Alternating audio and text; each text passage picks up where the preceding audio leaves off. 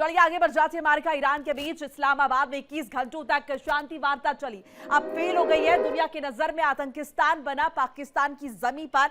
इस नतीजे ने यह साबित कर दिया है कि ईरान को मनाना अमेरिका और पाकिस्तान की बस की बात नहीं है। वही कूटनीतिक प्रयास के विफल होने के साथ ही पश्चिम एशिया में संकट गहराने की संभावना बढ़ गई है। ईरान और इजरायल के बीच कुछ दिनों के लिए रुका महायुद्ध अब फिर से शुरू होता हुआ दिखाई दे रहा है। अब इस बात से इनकार नहीं किया जा सकता कि अमेरिका इजरायल एक बार फिर से आक्रामक रुख अख्तियार कर रहे हैं।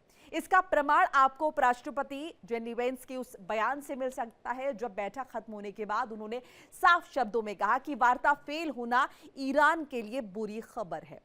माने सीधे शब्दों में कहें तो खुद को शांति के दूत बताने वाले डोनाल्ड ट्रंप और उनके शरण में फल फूल रहा पाकिस्तान की जमीन पर शांति ने दम तोड़ दिया और फिर से एटम बॉम्ब चलने की बारी आ गई है। इस बीच एक बड़ी खबर हम आपको बता रहे हैं किस तरीके से घटनाक्रम यहां पर तेज हो रहा है और एक के बाद एक अपडेट सामने आ रही है। इजरायल के कब्जे वाले वेस्ट बैंक पर अटैक, इजरायल के कब्जे वाले वेस्ट बैंक पर हमला, शांति वार्ता विफल होने के बाद अटैक की खबर आ रही है। इजरायल के कब्जे वाले वेस्ट बैंक पर हमला, इजरायल के कब्जे वाले इलाके वेस्ट बैंक पर यह अटैक हुआ है और शांति वार्ता विफल होने के बाद अटैक की खबर आ रही है। जिस बात का अंदेशा था वही होता हुआ दिखाई दे रहा है।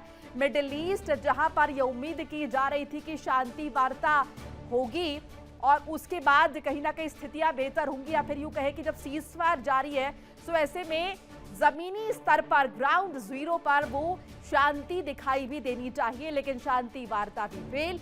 ऐसे में क्या सीजफायर भी फेल हो जाएगा, ये देखना महत्वपूर्ण होगा। तो तनाव चल रहा है। इस बीच एक शर्मनाक खबर सामने आई है, तस्वीर सामने आई है। इजरायल ने वेस्ट बैंक में अटैक किया है। हमले में बच्चों को निशाना बनाए जाने की खबर। फिलिस्तीनी बच्चे को अटैक किया गया, उसे निशाना बनाया गया। 5 साल के बच्चे के साथ मारपीट की गई है। ये एक भयावह चेहरा यहां पर इजरायल का सामने आया। इजरायल ने वेस्ट बैंक में अटैक कर दिया है। हमले में बच्चों को निशाना बनाए जाने की खबर मिल रही है, यानी कि इस युद्ध में बच्चों को भी नहीं बख्शा जा रहा है। एक बार फिर से ये अमानवीय तस्वीर जो है निकलकर सामने आ रही है, जहां पर बच्चों को भी नहीं बख्शा जा रहा। ये तस्वीरें जरा आप देखिए, यहाँ पे मासूम बच्चे एम्बुलेंस में बैठे हैं। फिलिस्तीनी बच्चे को अटैक किया गया है, निशाना बनाया गया है। 5 साल के बच्चे के साथ मारपीट की गई है। अब युद्ध किस दिशा में जा रहा है, क्या हासिल करना चाहते हैं इस युद्ध के जरिए यहाँ पर इजरायल, ईरान और अमेरिका। मिडिल ईस्ट में ये स्थिति एक बार फिर से बनती हुई दिखाई दे रही है, जहां पर तमाम एथिक्स दांव पर है, जहां पर ये युद्ध अब सिर्फ सैन्य युद्ध नहीं बचा है, यहाँ पर मासूमों की बलि ली जा रही है, यहाँ पर छोटे छोटे बच्चों को निशाना बनाया जा रहा है, यहाँ पर मानवता को शर्मसार किया जा रहा है। यहाँ पर अगर हम देखें किस तरीके से एक बार फिर खून खराबा शुरू हो चुका है। 5 साल के मासूम के साथ मारपीट की गई है। यह अटैक हुआ है वेस्ट बैंक में। इजरायल ने वेस्ट बैंक पर अटैक किया है और इस बीच देखिए इजरायल लगातार हिजबुल्लाह को निशाना बनाने के लिए लेबनान पर भी अटैक कर रहा है। और जैसा कि हम जिक्र करें, लेबनान में इजरायल के भीषण हमले लगातार जारी है। लेबनान में इजरायल के भीषण अटैक जारी है। लेबनान के बच्चों को निशाना बनाया जा रहा है। हमले में व्हाइट फास्फोरस के इस्तेमाल की खबर आ रही है। तो लेबनान में जहां पर ये कहा जा रहा है कि हिजबुल्लाह को अटैक किया जा रहा है, लेकिन यहाँ पर तस्वीर इसके इतर नजर आ रही है। लेबनान के बच्चों को निशाना बनाया जा रहा है। ये बच्चे कौन से आतंकवादी हैं, बच्चे कौन से हिजबुल्लाह से ताल्लुकात रखते हैं जिन्हें अटैक किया जा रहा है। व्हाइट फास्फोरस के इस्तेमाल की खबर आ रही है। अब किस तरह का नुकसान इसके जरिए होगा देखना होगा, लेकिन तमाम एथिक्स यहाँ पर दांव पर लग गए हैं। मानवता का संकट एक बार फिर से उत्पन्न होता हुआ दिखाई दे रहा है। इस्लामाबाद टॉक्स विफल हो गई है। मिडिल ईस्ट में एक बार फिर से स्ट्रेस, टेंशन बढ़ती हुई नजर आ रही है। हालांकि जब सीजफायर हुआ तब भी लेबनान पर हमले हो रहे थे, क्योंकि इजरायल का कहना था कि लेबनान में सीजफायर नहीं हुआ है, वहां पर अटैक होते रहेंगे। अमेरिका का भी यही कहना था। अमेरिका ने भी यहां पर कहा कि लेबनान पर अटैक होते रहेंगे, सीजफायर वहां पर नहीं हुआ। हालांकि ईरान का इसके उलट कहना था। ईरान कहीं ना कहीं हिजबुल्लाह को समर्थन दे रहा था और ऐसे में वो नहीं चाहता था कि यहां पर अटैक्स हों।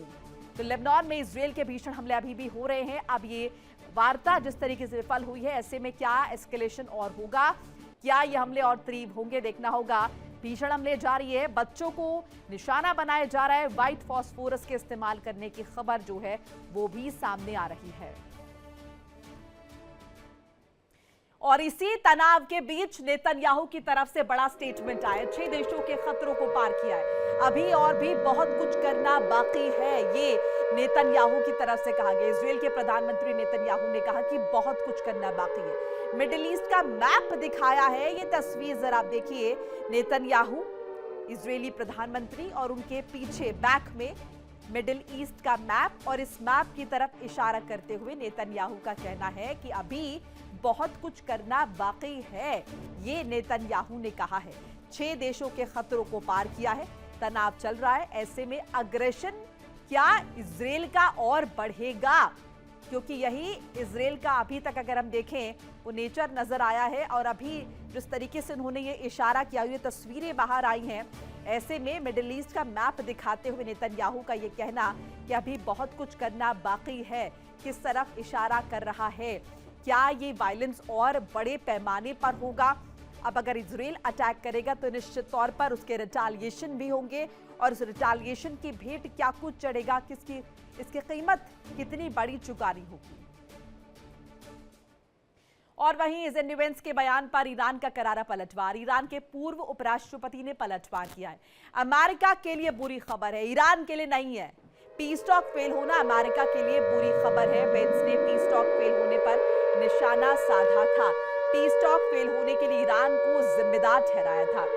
तो ये वार्ता विफल हुई, जिसके बाद जेडी वेंस की तरफ से कहा गया कि ये खबर बुरी है ईरान के लिए। ईरान के पूर्व उपराष्ट्रपति ने अब इस पर पलटवार किया। उन्होंने कहा कि अमेरिका के लिए है ये बुरी खबर, ईरान के लिए नहीं है। पीस टॉक फेल होना अमेरिका के लिए बैड न्यूज है। वेंस ने पीस टॉक फेल होने पर ईरान को निशाने पर लिया था और पीस टॉक फेल होने के लिए ईरान को जिम्मेदार ठहराया था, जिस पर अब ईरान की तरफ से पलटवार कर दिया गया है।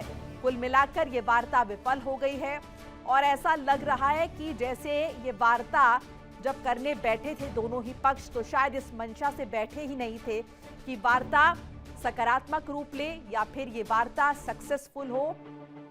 अभी जिस तरह का एटीट्यूड अमेरिका का है, और उसी एटीट्यूड में, उसी टोनालिटी में ईरान भी जवाब दे रहा है। और कनाडा में भारी, अगर देखिए अमेरिका के खिलाफ हुंकार।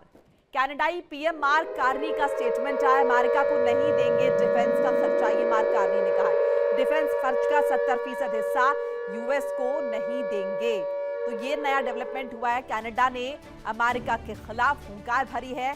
कनाडाई प्रधानमंत्री मार्क कार्नी की तरफ से स्टेटमेंट आया, अमेरिका को नहीं देंगे डिफेंस खर्च, ये मार्क कार्नी ने कहा। डिफेंस खर्च का 70% हिस्सा अमेरिका को नहीं दिया जाएगा।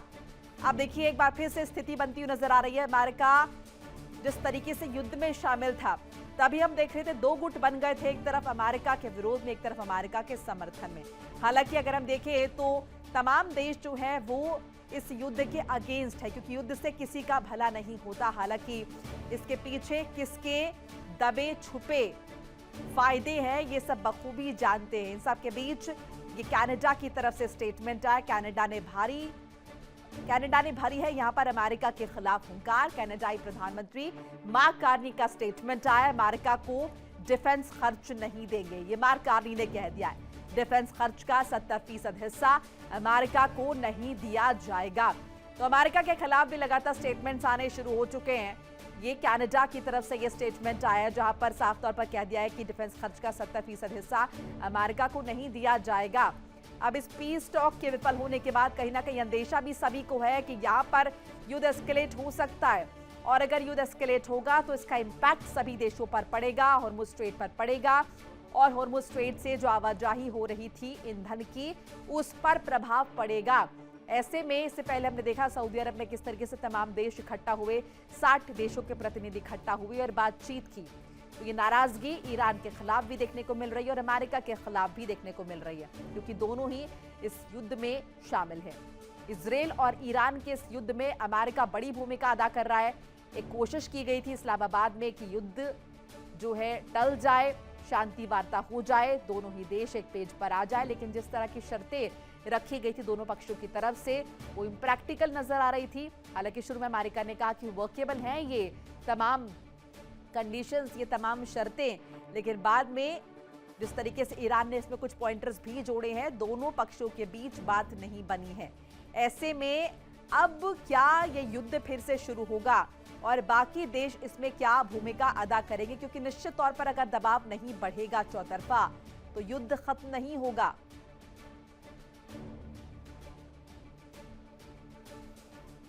फिलहाल वक्त हो चला एक छोटे से ब्रेक का। ब्रेक पर जाने से पहले याद दिला दें कि इंडिया डेली आपके स्मार्ट टीवी पर भी मौजूद है। इंडिया डेली 24/7 इन सभी प्लेटफॉर्म पर आप लाइव देख सकते हैं।